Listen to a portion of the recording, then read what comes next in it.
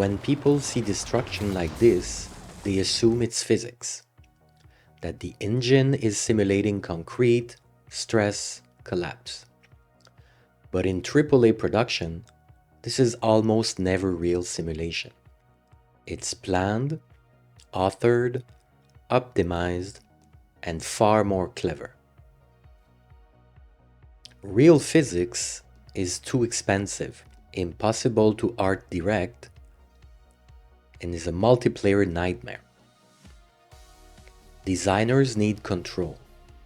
Artists need readability. Engineers need determinism. Pure simulation gives you none of that. So the fractured parts are modeled, sculpted, optimized, and textured independently. They have clean topology, design silhouettes, they're gameplay safe shapes. So the modular destruction is an environment art problem. It is handled by the environment artists.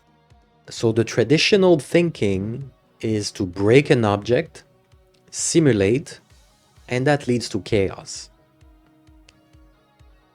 In AAA pipelines, we're going to swap models, we're going to replace assets, and we're going to control states. This is closer to modular environment building than physics simulation. This is the state-based destruction used in Battlefield 6. We have 4 different states in this example. What they call pristine, which is intact, bruised, which is damaged, damage, which is further damaged, and destroyed. So objects don't break. They swap meshes. The VFX sells the transition. Destruction is a state machine. Now let's break down each state. So the first state obviously is intact or undamaged, so nothing to say here. The second state, which is called bruised by them, this is actually a cosmetic destruction. It's mainly driven by textures. It is usually leveraged by decals because it's easier for location on the mesh. So if the player shoots on the right side of the wall, then that cosmetic destruction will be shown exactly at that spot. Swapping the whole mesh would be kind of complicated, and changing the whole material wouldn't be very productive. The next state is what they call damaged. So here we have the cosmetic destruction, and on top of it, we have some light destruction on the mesh. So this is a different asset. If you look at the window in the middle, it is a different version than the previous one. The next state, this is called destroyed. So the sections that were hit are swapped completely. It is not the same mesh, it is not the mesh broken down. And there's an additional trick that is used here, which is the pile of rubbles. Now let's take a look at this specific trick. So we have the intact state right here. Then we have the piles. So we have different versions. We have large, medium, probably small also, that are spawned at a very specific time. And then of course you have different versions so that you can see when the dust settles, literally when the VFX is done masking the player's eyes, then appears those debris. Then we can see those piles of debris with parts of the asset that would logically be part of the structure. And you have different layouts and different scale of those piles.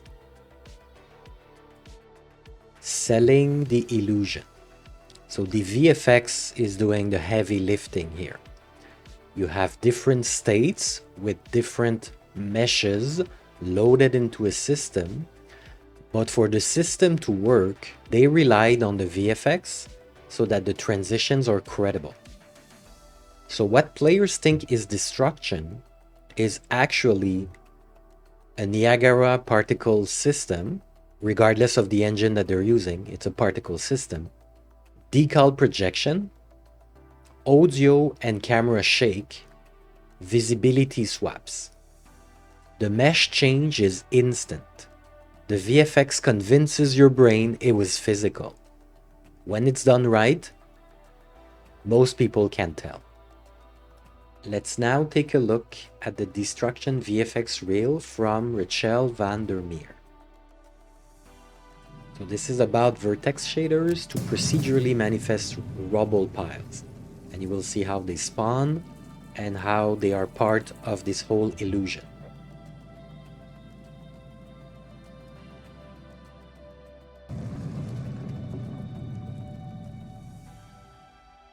Let's get back to the modular kits for destroyed assets. This one was made by artist Jiaze Zhang.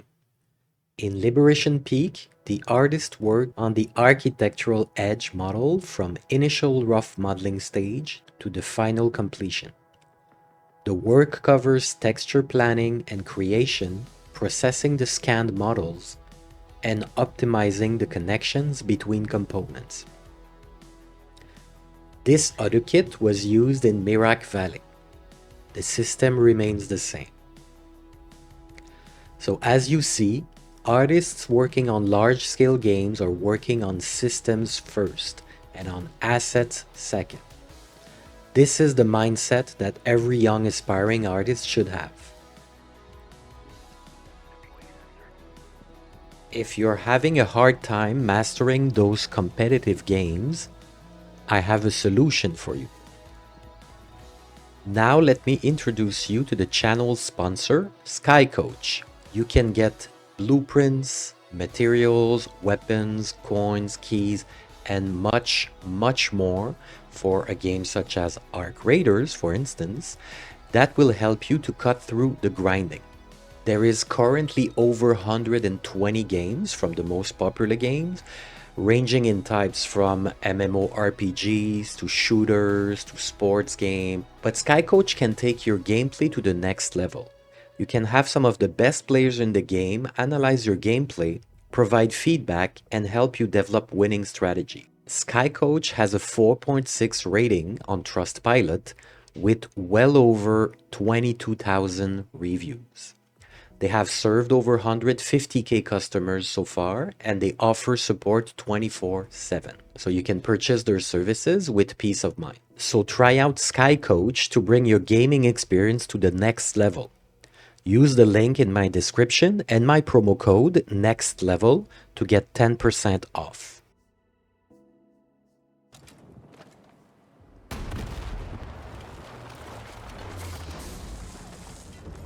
So the question is, why would studios choose this approach instead of fully dynamic physics? Because for a game, this is actually better. Real-world destruction is chaotic, it's unpredictable, it's messy, and from a gameplay perspective, that's a problem. In a multiplayer shooter, players must instantly understand what changed. Destruction isn't just spectacle, it's information. Notice how the opening is intentional? It creates a new lane, a new threat, a new tactical option. If this was fully simulated, every fragment would need to be synchronized across the network. Instead, the game just tells every client, swap to the destroyed version. One instruction, identical result for every player. Competitive games depend on consistency. If destruction behaved differently every time, players couldn't learn the map. By authoring destruction states, designers guarantee same action, same result. Players can learn it, master it, trust it. Because this destruction is pre-authored, it can be optimized like any other asset. Artists control triangle counts, collision, lifetime of debris, and memory cost.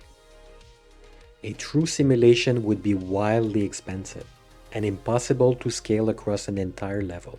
Design destruction is scalable destruction. Art direction doesn't survive pure simulation. Physics doesn't care about composition, but artists do. AAA destruction is shaped to reveal structure, guide the eye, and support the environment's visual language. Destruction is part of the art pipeline. To the player, this doesn't feel fake. It feels intentional. It feels responsive. It feels fair. And that's exactly the goal. Realism is chaos. Games need clarity. So what looks like physics is actually a collaboration between design, engineering, and environment art, all working toward control, not randomness. And that's why destruction systems in games like Battlefield 6 aren't simulations. They're carefully constructed gameplay tools. As an environment artist, if your goal is to work on such games, you don't need to create a whole game with complex systems to get the attention of the studios you want to work at. Here's a simple project idea. Create a base wall, create custom decals, or find some that would work, create a fracture library, design break patterns, reassemble as variants, create or import a pile of rubble. You could make separate states and publish a GIF on your portfolio. But if you want to go the extra mile and really get the attention of hiring teams, hook this up into a blueprint that can toggle the various states. Something simple like press E to toggle. This would go a long way to impress recruiters, and it wouldn't be too complicated nor too long. It would also show that you understand the logic behind the system and that you are doing research. Both great skills to show on your portfolio. Speaking of which, I'm giving away a portfolio checklist that gives many tips and directions on what to include on your portfolio, what not to forget, and basically what matters to hiring teams. So it's completely free. Check it out. The link is in the description.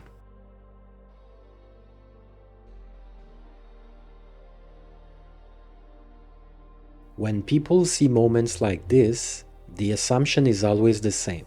That must be incredibly advanced physics. But that's actually the misconception.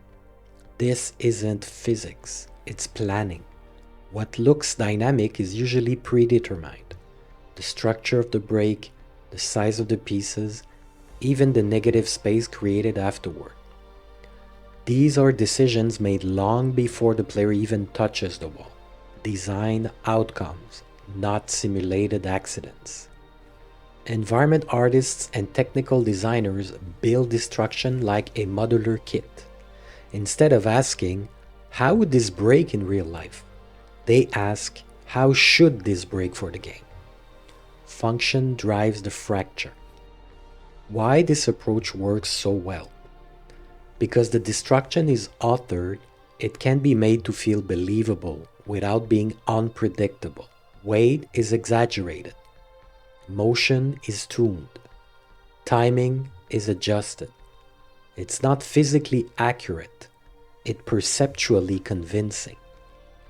Believability is more important than accuracy.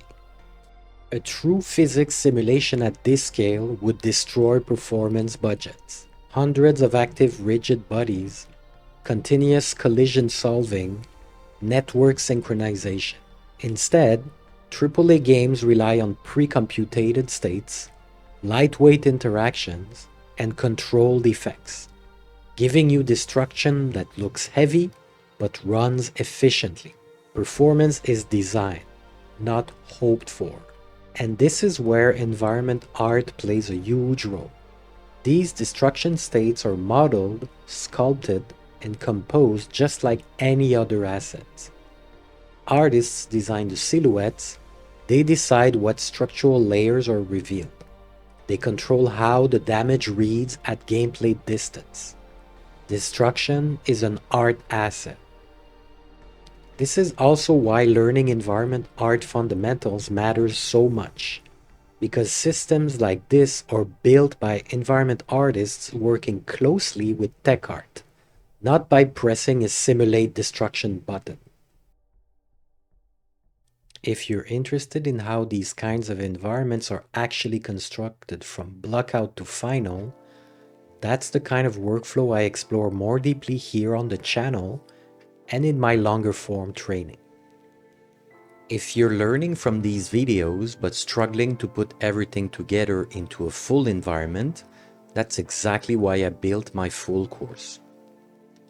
You'll build the entire scene step by step in real time, understanding composition, scale, materials, and lighting, so you can apply the same process to your own world. These environments were created by students using the same workflow you'll learn here. It's designed for artists who already know the basics and want to create portfolio-level work, not just isolated studies. This isn't about learning tools, it's about learning how professionals build environments. If that's where you're trying to get to, you can check it out in the description. Shout out to the members of the channel, and you are all welcome to join. Additional perks will be added very soon.